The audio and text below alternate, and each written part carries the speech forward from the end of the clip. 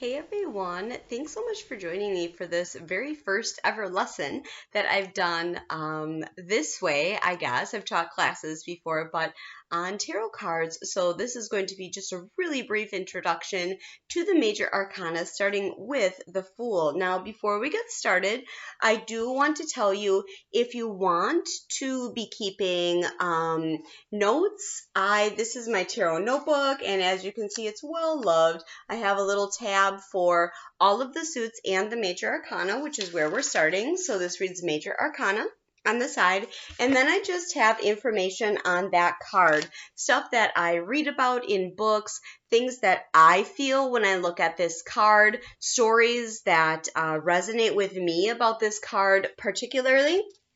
So if you want to do that, you could start your own notebook, and that way as you're learning, you can be adding information, and it's a good review for you too. I also find that when I kind of get stuck in readings, like if there's a card that's just always not making sense to me, I go back and I look at that meaning again just to kind of remind myself what the energy of that card is, because sometimes it will be the same type of energy for many people, and then I kind of get that stuck in my head that that's always the energy of that card, and that's not necessarily true.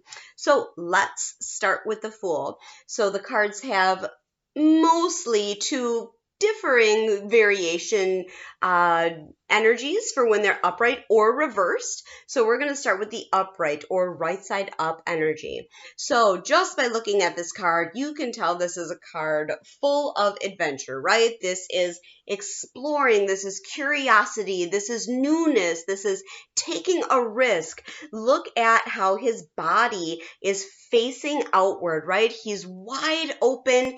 He is ready for what is next. He's got his little trusty dog companion with him. He is ready for something new. So when we see the card, the Fool, in this position, this is about being spontaneous and really going for something. Not so much worrying about where the chips land and overthinking. This is just saying, if you want to do it and you have a passion for it, go for it.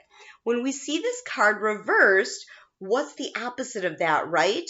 We're pulling back on that energy. This is a reminder for you to not get too carried away, right? This is lack of planning, poor judgment, lack of direction, somebody who doesn't really know where they're going, an indication that you should not do that thing that you were thinking about. Like, should I start a new business? And you get this? No, not right now, right?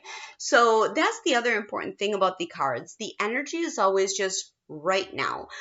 You can look at future, but again, that future energy is just what's in place for right now, because energy is constantly shifting and flowing, right? So again, with this reverse energy, this is somebody not paying attention, somebody who's got to wake up and check themselves back into reality because they are not paying attention to the path that they're on, and they're making a lot of risky moves. So whatever direction you see this, it's about adventure, either engaging in adventure or holding back on that adventure and not moving forward. Thanks for tuning in for this very first lesson. Join me next time where we'll talk about the next card, the Magician.